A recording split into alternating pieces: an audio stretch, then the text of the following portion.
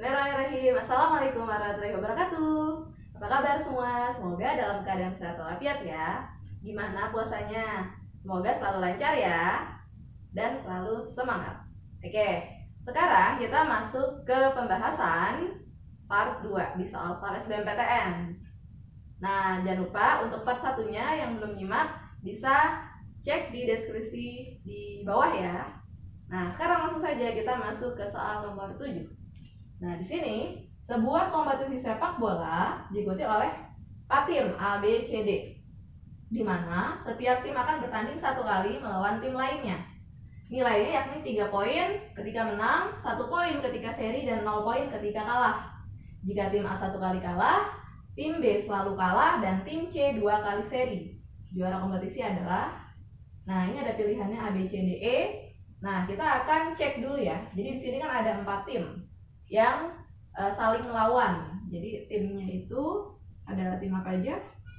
A, kemudian tim B, kemudian tim C, dan tim D. Kemudian kita tuliskan di sini bahwa apa? Kalau misalkan mereka saling lawan, berarti kan kemungkinannya itu ada seperti ini ya. Jadi A itu kan bisa melawan B. Bisa juga A melawan C, bisa juga A melawan D. Gitu kan ya? Kemudian B-nya sendiri, kalau B melawan A kan sudah di atas, berarti bisa saja B melawan C. Kalau B dengan B kan nggak mungkin ya. Dan B juga bisa melawan D. Yang terakhir, C bisa melawan D. Itu ya, kemungkinan-kemungkinannya. Oke, sekarang kita lihat dulu dari yang paling kelihatan adalah tim B selalu kalah. Di sini ada keterangan tim B selalu kalah. Nah, B ini kan bertanding melawan siapa aja? Ya, melawan A, kemudian melawan C, dan melawan D kan? B dengan A. B dengan A, dia kan selalu kalah. Berarti ketika dia selalu kalah, saya tulis di sini A dengan B ya. A dengan B berarti B-nya kalah. Kalau kalah tadi poinnya berapa? 0. Ya, maka A-nya menang kan? Berarti menang nilainya 3. Kayak gitu. Kemudian B kan melawan C juga ya. Berarti BC. Tadi udah kita checklist yang sudah BC. Oke, BC, B-nya kalah juga. Yang menang adalah C, berarti C-nya 3. Kayak gitu ya. Kemudian apalagi di situ? BD. Nah, berarti B dengan D. B-nya kalah juga, berarti yang menang D. Gini ya, jadi B-nya 3. Oke, kemudian apa lagi?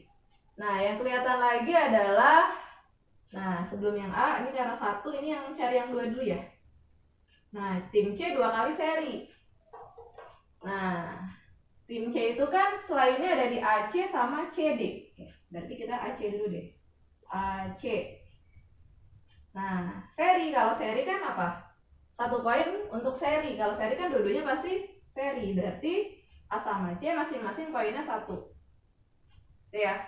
Kemudian di checklist, kemudian ada lagi CD. CD. Nah, C dengan D juga seri ya. Poinnya 1. Kemudian yang belum ada adalah AD. Nah, jika tim A 1 kali kalah, karena dia hanya satu-satunya dan A-nya kalah, AD. Nah, maka A-nya adalah, kalau kalah 0 ya. 0, kalau menang adalah 3. Nah, A-nya kalah berarti A-nya 0, D-nya 3.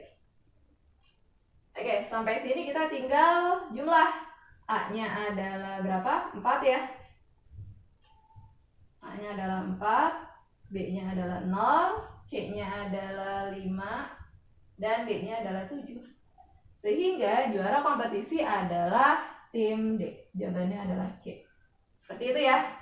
Oke? Nah, langsung kita masuk ke soal yang kedua sebelum dihapus dulu. 1, 2, 3. Oke, ke soal nomor 8. Lanjut. Hasil pengurangan 3Y dikurangi 3X per 4 oleh 2X dikurangi 2Y per 8 adalah.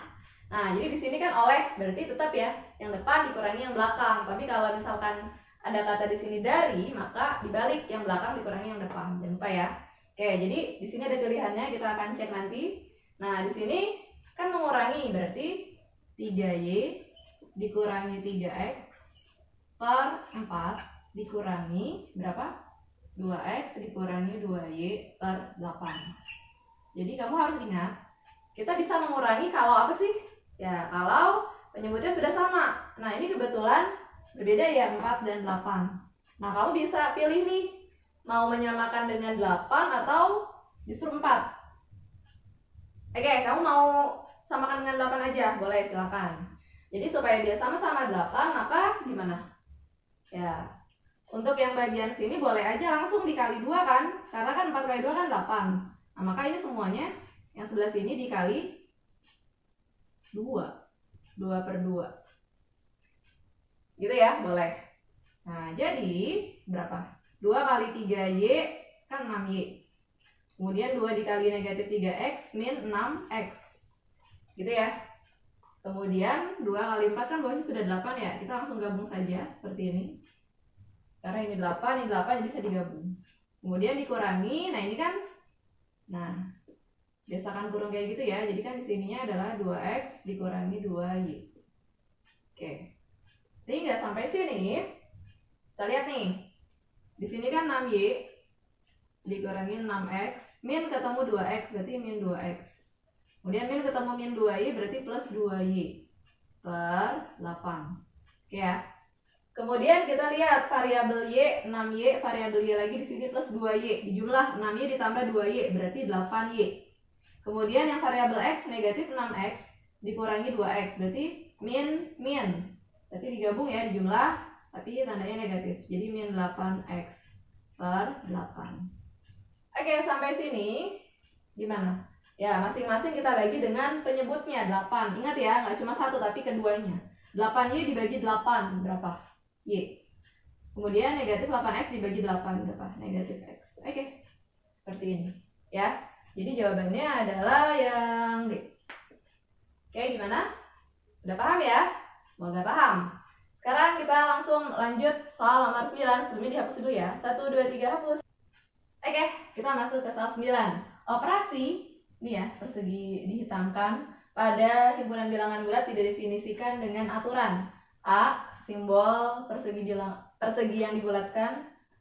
Kemudian B, sama dengan, nah rumusnya adalah B per A ditambah dalam kurung 5 per A dikurangi 2A ditambah B. Maka nilai 5, simbol dalam kurung 2, simbol 3, tutup kurung kali 5 adalah, oke, di sini kita kerjakan dulu yang di dalam 2 simbol 3. Nah, berarti kita cari dulu ya di sini kali ya. 2 simbol 3. Ya, artinya kan apa? B per A. Jadi ini A, ini B. Ya. Berarti B per A, B-nya berarti kan 3. Berarti 3 per 2 ditambah dalam kurung 5 per A. A-nya 2. Dikurangi 2 kali A-nya 2 ditambah B-nya 3. Oke, ini kan ditambah jadi nggak masalah ya, ini kurungnya dibuka aja. Sehingga 3 tambah 5 kan 8 nih. 8 bagi 2, 4, langsung saja. Kemudian negatif 2 dikali 2 kan negatif 4 ditambah 3. Sehingga hasilnya 4 kurang 4, 0, tambah 3, 3. Oke, jadi di sini menjadi 5. Tanda gini ya. Terus tadi ini hasilnya 3 ya. Nah, kemudian 5. Oke, sekarang kita cari yang ini. 5 simbol 3. 5 simbol 3. Kita mau di mana? Sini aja ya, boleh. Jadi ini A, ini B. Nah, berarti rumusnya tadi ini. B, B-nya adalah 3. Berarti 3 per A, A-nya yaitu 5. Ditambah dalam kurung 5 per A-nya berapa? 5 dikurangi 2 dalam kurung A-nya adalah 5. Kemudian ditambah B, B-nya adalah 3. Nah, ini kalikan 5 yang di luar ya. Oke. Nah, sampai sini berarti kita tuliskan 3 per 5 ditambah 5 per 5. 1 kan ya? 1 dikurangi 2 kali 5, 10 ditambah 3 kali 5. Oke, berarti 3/5 ditambah 1 kurang 10 negatif 9 ditambah 3 negatif 6 ya. Benar kan ya? Oke, sehingga nah ini kan kali 5. Ya sudah, kalau seperti ini berarti masing-masing kita kali 5 aja, lebih gampang ya. 3/5 dikali 5 berarti berapa? 3 kan? 3 kali 5 kan 15 bagi 5 3. Terus negatif 6 dikali 5 berapa? Negatif 30. Sehingga 3 dikurangi negatif 30 adalah negatif 27. Jadi jawabannya adalah A. Oke, gimana? Semoga paham ya. Silakan dicek dulu. Setelah ini saya akan hapus. 1, 2, 3 kita hapus. Oke, kita masuk ke soal selanjutnya nomor 10. Sebuah kubus memiliki volume sebesar 216 cm kubik. Berapa banyak kubus berisi 2 cm yang diperlukan untuk memenuhi kubus? Jadi di sini volume, berarti kita pun juga harus cari tahu volume yang kubus yang 2 cm. Volume apa rumusnya? Kubus S pangkat 3. Nah, kebetulan di sini sisinya adalah 2 cm kan, berarti ya udah 2 cm pangkat 3 berarti 2 pangkat 3 kan 8 cm kubik. Itu kan? Nah, berarti berapa yang diperlukan ya, berarti kita tinggal bagi. Bagi antara apa? Antara 216 cm kubik dibagi dengan 8 cm kubik. Berapa? 27 kan ya? 7 kali 8, 56. Belakangnya 6. Oke, jadi jawabannya adalah yang C. Udah ya? Nah, silakan di screenshot. Saya hitung juga untuk hapus. 1, 2, 3, hapus. Oke, masuk ke soal 11. Perhatikan pernyataan berikut. 1, 2A kuadrat dikurang 3A, B sama dengan A dalam kurung 2A dikurang 3B, dan seterusnya ya. Jadi kita langsung saja. Jadi di sini pemfaktoran yang mana yang benar? Jadi kita langsung hitung aja. Lebih gampang adalah kita kalikan kan, ulangi. Ini kali ini kan berapa? 2A kuadrat. Kemudian A kali negatif 3B berarti negatif 3AB kan. Sama ya, berarti betul. Yang kedua, X dikurang 3 dikali X kurang 3. Sama kali pelangi. X kali X kan X kuadrat. Kemudian X kali negatif 3, negatif 3X. Kemudian yang sebelah kiri, negatif 3 kali X, negatif 3X juga. Kemudian negatif 3 kali negatif 3, positif 9. Sehingga hasil akhirnya kan X kuadrat. Ini digabung jadi negatif 6X ya, tambah 9. Sama nggak? Beda ya, berarti salah. Yang terakhir yang nomor 3. Sama, 2X kali X yaitu 2X kuadrat. Kemudian 2X dikali 3 yaitu 6X positif. Kemudian negatif 4 kali X yaitu negatif 4X. Dan terakhir negatif 4 dikali 3 adalah negatif 12. Sehingga berapa?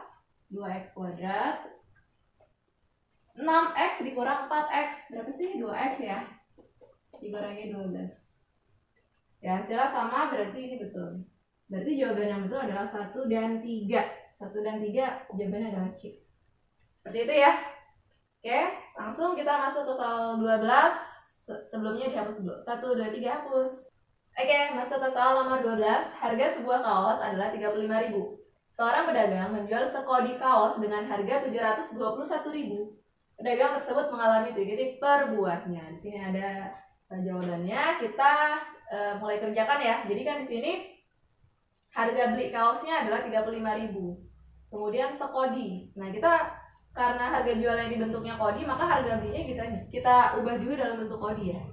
Berarti gimana? Harga beli 35.000 dikali 20 buah ya. Berarti kan berapa? 700.000. Ya kan? Kemudian harga jualnya diketahui adalah berapa? 721.000. Oke, di sini kita tahu yang lebih besar adalah harga jual. Kalau lebih besar harga jual, maka untung, ya kan? Nanti untung. Nah, untungnya berapa? Untungnya kita selisihkan aja. 721.000 dikurang 700.000 kan berapa? 21. Nah, jadi persen untungnya itu adalah untung dibagi harga beli dikali 100%. Berarti untungnya selisihnya 21.000 ya. Dibagi harga B-nya 700.000 dikali 100 sen. Di sini ada berapa? 1 2 3 4 5. 3 4 5. Oke, berarti tinggal 21 dibagi 7. Itu 3%. Jadi untung 3%, jawabannya adalah A. Oke, mudah ya. Silakan dipahami lagi pelan-pelan. Dan sekarang saya akan hapus untuk masuk ke soal selanjutnya. Soal 13, hapus 1 2 3. Oke, kita masuk ke soal 13. Nilai rata-rata ujian matematika di kelas A adalah 7. Seorang mengikuti ujian susulan dan mendapat nilai 8,25. Jika rata-rata kelas A menjadi 7,05, maka banyak siswa dalam kelas A adalah, nah ini pilihan jawabannya. Jadi, untuk rata-rata siswa A ya, kelas A maksudnya, kan rata-rata 7. Berarti banyak siswanya misalkan A, kemudian dikali rata-ratanya, hasilnya kan 7A. Ini jumlah. Kemudian rata-rata satu siswa yang menyusul, satu siswa dengan rata-ratanya 8,25 kan jelas ya, karena kan dia satu orang doang. Nah, dikali hasilnya 8,25. Nah, karena pertanyaannya adalah jika rata-ratanya menjadi, berarti kan awalnya A, kemudian ditambah satu siswa, berarti ditambah. Ya. Berarti rata-rata A ditambah 1. Nah, di sini adalah berapa jumlahnya? 7A ditambah 8,25. Nah, ini jumlahnya dibagi banyak siswanya, berarti kan A tambah 1.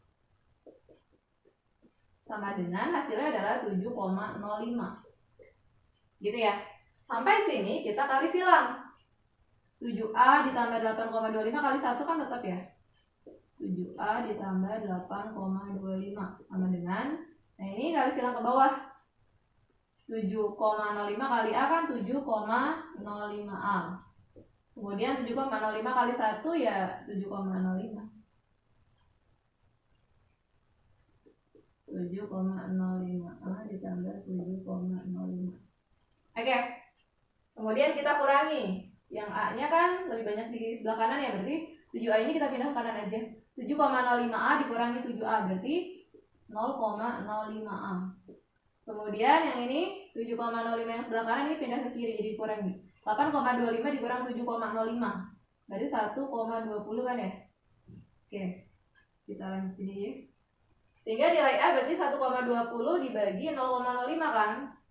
1,20 A dibagi 0,05. Oke, supaya komanya hilang, kita kalikan masing-masing 100 ya. Dari 120, yang ini jadi 5. Sehingga 120 dibagi 5 adalah 24. Tuh ya. Jadi jawabannya yang D. Oke?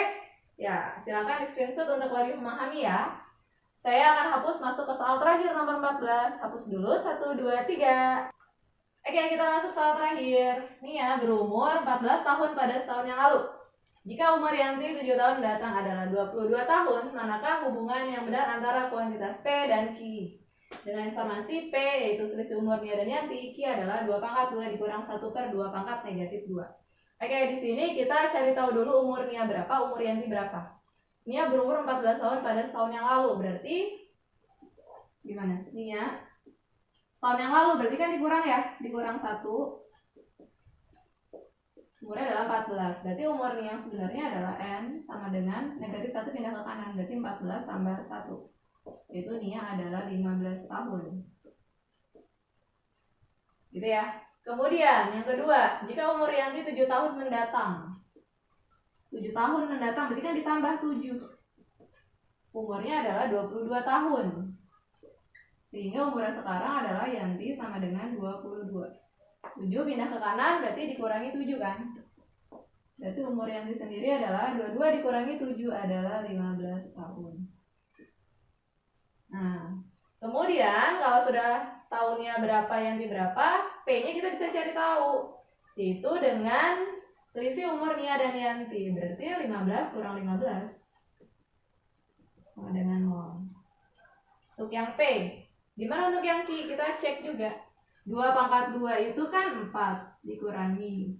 Nah, kalau pangkat negatif ingat ya, naik ke atas. Menjadi 2 pangkat 2 positif. Sehingga sama 4 kurang 4 hasilnya adalah 0. Sama-sama 0. P dan Q-nya berarti jawabannya yang betul adalah C. P sama dengan Q, yaitu sama dengan 0 keduanya. Oke, silakan dipelajari lagi dan boleh di screenshot ya. Hitung sampai 3, 1, 2, 3. Oke, untuk part 2 mungkin sekian ya. Semoga bisa dipahami. Jangan lupa untuk dipelajari ulang terus. Dan silakan di-share ke teman-teman supaya yang lain juga bisa belajar. Silakan untuk komen kalau kamu punya pertanyaan tentang soal ini, atau mungkin mau request soal-soal yang lain yang kamu punya, boleh langsung kirim aja ke saya ya. Kemudian jangan lupa untuk like dan subscribe juga. Oke, mungkin cukup ya. Semoga bisa bermanfaat. Wassalamualaikum warahmatullahi wabarakatuh.